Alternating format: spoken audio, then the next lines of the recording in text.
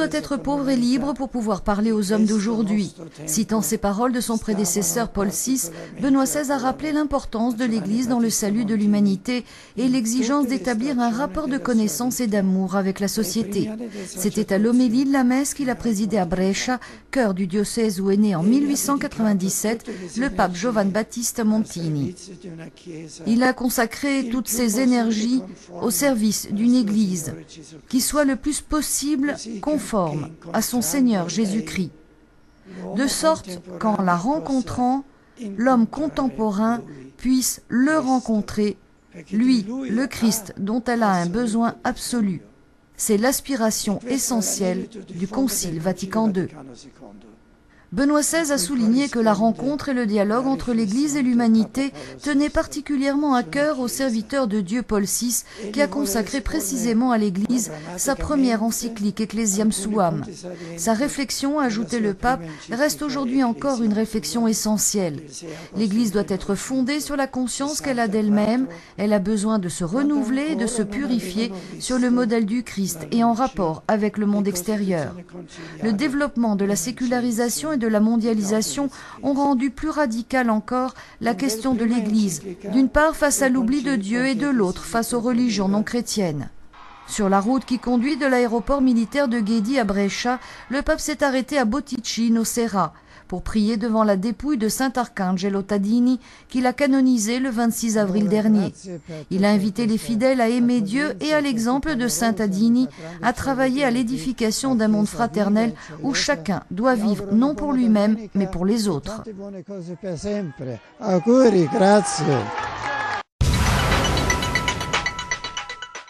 Aimons l'Église comme notre mère, en dépit des ombres et des taches que nous pouvons déceler sur son visage. Servons-la par des gestes concrets au sein de nos communautés. C'est par cet appel que Benoît XVI a achevé dimanche soir sa visite au diocèse de Brescia, en présence des fidèles rassemblés en l'église de Sant'Antonino à Concesio, la ville natale de Paul VI. C'est dans cette église que Giovanni Battista Montini a été baptisé le 30 septembre 1897. Il n'est pas facile d'être chrétien, ajoutait le pape, il faut du courage pour ne pas se conformer à la mentalité du monde, pour ne pas se laisser séduire par les appels de l'hédonisme et de la société de consommation, pour faire face aux incompréhensions et parfois même aux persécutions. Benoît XVI avait visité auparavant la maison natale de Paul VI et inauguré le nouveau siège de l'Institut qui porte son nom. Évoquant le magistère de son prédécesseur sur l'éducation et sur les jeunes, le pape a rappelé que l'indifférence agnostique de la pensée actuelle, le pessimisme critique, l'idéologie matérialiste du progrès social ne suffisent pas à l'esprit ouvert à bien d'autres horizons de vérité et de vie. Les jeunes sont en effet à la recherche de rapports humains authentiques, de réponses à leurs questions sur le sens de la vie, et il faut les aider à avoir une pensée forte pour servir la vérité du Christ dans la charité. Face à une forme de culture qui conduit à douter des valeurs de la personne et du sens de la vérité et du bien, a conclu Benoît XVI, les jeunes ont besoin d'une éducation qui soit par-dessus tout témoignage, et pour l'éducateur chrétien, témoignage de la foi. Le phénomène des migrations peut devenir une condition favorable à la compréhension entre les peuples et à la construction de la paix et du développement de chaque nation. Benoît XVI le souligne dans le discours adressé aux participants à l'assemblée plénière du Conseil pontifical pour la pastorale des migrants et des personnes en déplacement. Les migrations invitent à mettre en évidence l'unité de la famille humaine, la valeur de l'accueil, de l'hospitalité et de l'amour du prochain. S'ils veulent être accueillants, les chrétiens doivent se mettre à l'écoute de la parole de Dieu qui appelle à imiter le Christ et à demeurer unis à lui. Ce n'est qu'ainsi qu'ils deviennent capables d'accepter les autres sans céder à la tentation du mépris et du rejet à l'égard de ceux qui sont différents. L'accueil appelle à repenser de manière critique le modèle de société actuel fondé uniquement sur des valeurs matérielles. Une nouvelle structure canonique spécifique est instituée pour les prêtres et les fidèles anglicans qui souhaitent entrer dans l'Église catholique. La constitution apostolique de Benoît XVI, Anglicanorum Cetibus, dont la présentation a eu lieu récemment dans la salle de presse du Saint-Siège et à laquelle se rapportent ces images, a été publiée aujourd'hui.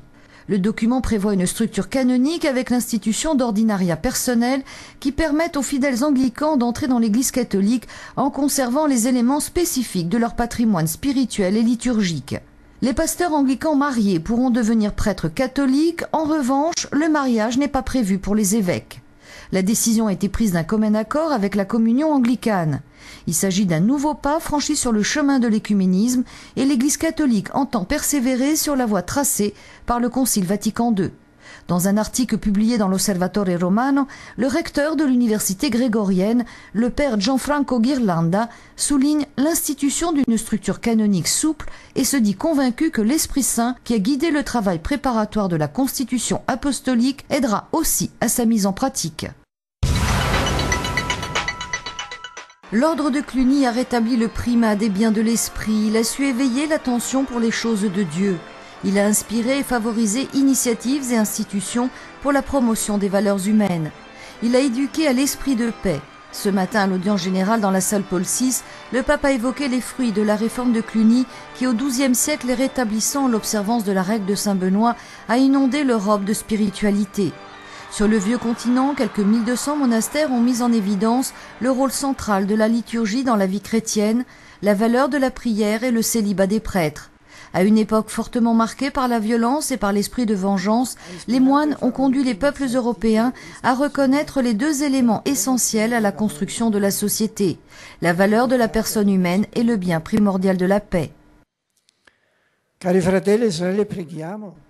Chers frères et sœurs, prions afin que tous ceux qui ont à cœur un humanisme authentique et l'avenir de l'Europe sachent redécouvrir, apprécier et défendre le riche patrimoine culturel et religieux de ces siècles. Pour la première fois, un CD avec la voix du pape en latin, italien, portugais, français et allemand.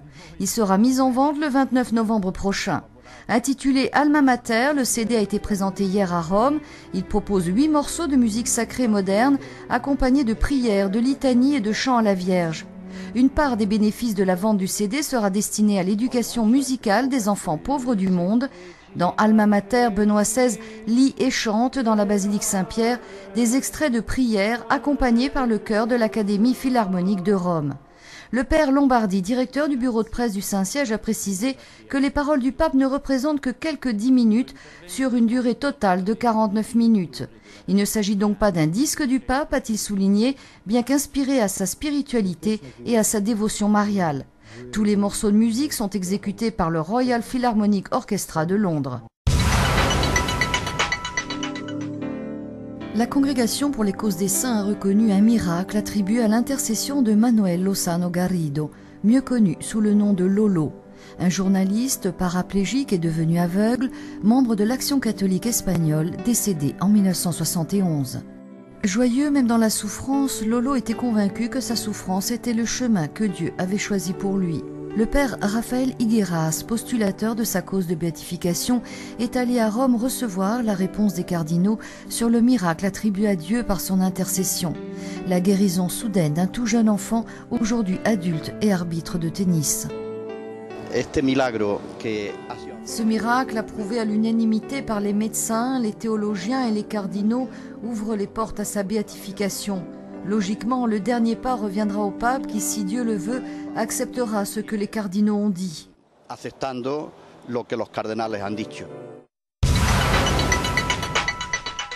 Les migrants étaient au centre de l'attention du Vatican cette semaine, avec en premier lieu cette intervention de Benoît XVI devant le Conseil pontifical en charge des migrants, réuni pendant 3 jours en assemblée sur le thème de la pastorale des réfugiés.